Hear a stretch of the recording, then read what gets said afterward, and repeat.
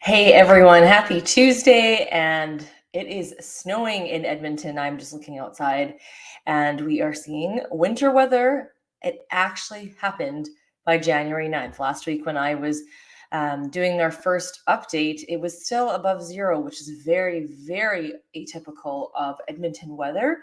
And I also noticed I made a normal mistake that most people do when the new year starts. My last video said January 2nd, 2023.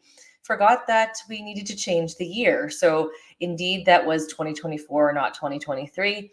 Today you can see I have updated the date to the actual date of January 9th, 2024. So I'm going to talk to you about the market stats in terms of what's happening in Edmonton's housing market. If you are watching live and you want to comment, I can try to answer your questions live. And I'm also going to check back if you have questions, and you can also reach out to me and ask me directly any questions that you might have.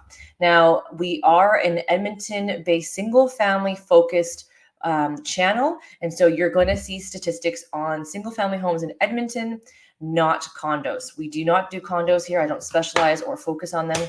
And we work in partnership with someone else to help with you with condos, but I don't do them. And so we don't feature that in any of my videos. We're going to talk about single family homes. And we're going to talk about Edmonton and area. So if you're not familiar with Edmonton, Edmonton is not far away from Spruce Grove, St. Albert, Sherwood Park. They're about 10-15 minutes. And that is why we cover them in our market stats as well. So the current listings continue to drop.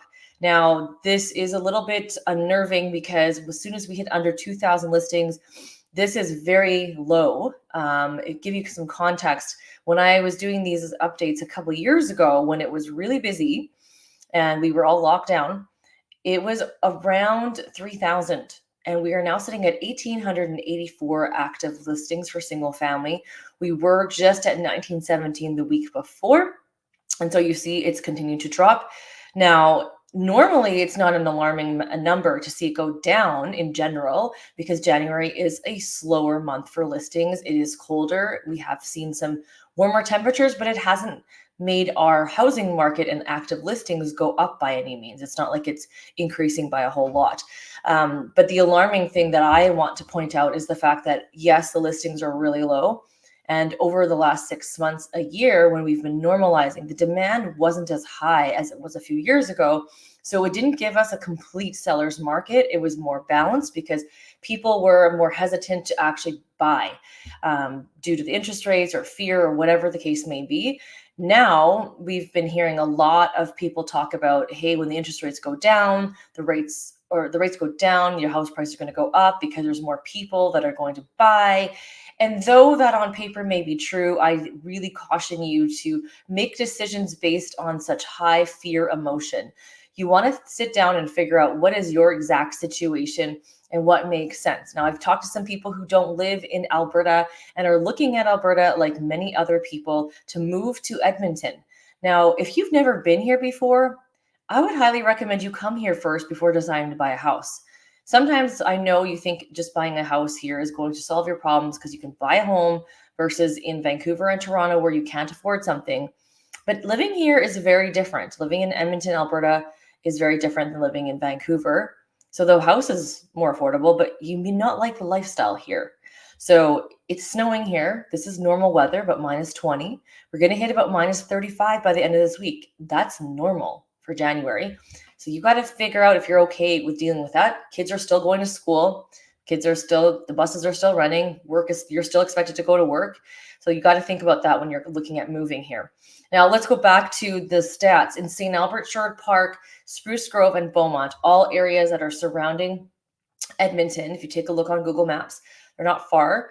Their stats are pretty similar. They haven't changed a whole lot in terms of active listings for single family homes. The Spruce Grove neighborhood is going to be more affordable than St. Albert, Sherwood Park, and Beaumont. Those will have higher demand, and they've always had a higher average price point.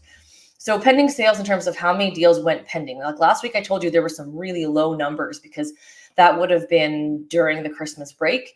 Now, this last week was still technically Christmas break. Kids just went back to school yesterday. People might have had that time off and went back to work yesterday. We did see some more sales. We had 129 sales in Edmonton versus the 59 the week before. St. Albert still saw some pretty low numbers, just 2, and then Sherwood Park at 12, Spruce Grove at 10, and Beaumont at 5. Now, if you're curious where these market stats come from, we pulled them from the Edmonton Real Estate Board Paragon system, and we literally just put in pending and the date period to show how many deals were there. So if the deals were not claimed or market, like, what is it? They weren't recorded with the real estate board. So for example, anyone buying new build, that won't show up in our system, because unless it was listed on MLS and actually reported, it won't show up as pending. So I do see a lot of times sales that are pending that are not showing up on Paragon because we wrote up an offer and my client is pending and that house is still showing as active on MLS. So take it for what you will, especially when it comes to the new builds. They don't really report things properly on the MLS system. Now, sold in the last 7 days in Edmonton, this will have the same effect if it's not reported properly or late. We have 117 in the last week, 5 in St. Albert, 3 in Sherwood Park, 8 in Spruce, and 3 in Beaumont. These are lower numbers, but I actually anticipate this coming week and weeks to come, these numbers are going to go higher. We are seeing a lot of buyers out. I've had a lot of buyers contact me. We are working with them, scheduled buyer consults. We are looking actively for clients, and there's very little inventory. Now, your criteria might already be limiting, but the fact that there's not as much to choose from makes your ability to see things and options even less. So again, don't forget when you're looking at property, it's not just about the price. You got to look at what kind of home you're getting. And honestly, the location is the most important. So if you can make Edmonton work for you, the lifestyle works for you, the Edmonton location in general is important too. Where you buy in Edmonton is important. So if you're watching this and you're not from Edmonton, make sure you talk to your realtor about what areas in Edmonton you should actually be investing in. Now, if you take a look at last year's comparables, last year, I believe that 2023 was a year of normalization. We had the higher interest rates. 2022, we had this crazy peak we started off with, and we just plummeted in the middle of the year. Rates started to aggressively go up all the time in 2022. 2023, we still saw rate increases, but we also saw more normalized expectations of buyers and sellers. It was, to me, a more normalized year. In Edmonton, our market's pretty non-exciting, and so you see a very slow gradual, and I feel like that was what was happening. Now, with this in a little bit absurdly busy market for the beginning of January, I anticipate, and along with a lot of other of my colleagues, are anticipating a very busy 2024. So people are trying to buy right now to avoid the multiple offers in the spring. However, we are still seeing some of those multiple offers already right now, especially anything under 450.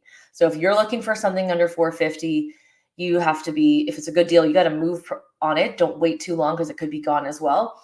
The house prices over 600,000 are still moving slower, but anything under 450 is going to move quick. So if you own a home that is going to be one of those starter homes, this is a great time to sell, even though it is January. So it is important to consult with your realtor to find out about that. So if you have any questions about the real estate market and how that impacts your equity of your home, so just a brief Coles Notes, your equity as a seller this year in 2024, I believe will be better than 2023. So if you looked at your market value last year and were like, that wasn't a great number, I don't really want to sell it yet, you might want to double check what it is this year. The values are going to go up. And especially if you look in the next couple of months, you'll see that it's going to go up again. Now, when I say go up, I don't mean by 100,000 by any means, but it is going to be a better value. The interest rates are going down, and it's not too scary to even get into variable. Talk to your mortgage broker. I was talking to mine about how she can convert you over to fixed, convert you to variable. There's a lot of different options and strategies that you can take to make sure you get the best strategy in terms of taking advantage of that lower interest rate, especially if you're selling your place and moving to another one. And you're going, well, I have a 2% interest rate. I don't want to have a 5 or 6 now. Now, I believe the 6s are gone and we're down to like high 4s, low 5s, but don't quote me on that. I'm not the mortgage broker, but the numbers are starting to kind of match a little bit more. And just think, if you're buying a house today for like 550, if you waited till the interest rates dropped, which I don't think they're going to go below 4, to be honest, for quite some time, that same 550 house is probably going to be at least 600, 650 in the future. So take a look at the strategy, sit down with a realtor and talk about what you want and what your what your seller equity is, and what your buyer advantage is in this market, and how to take advantage of it.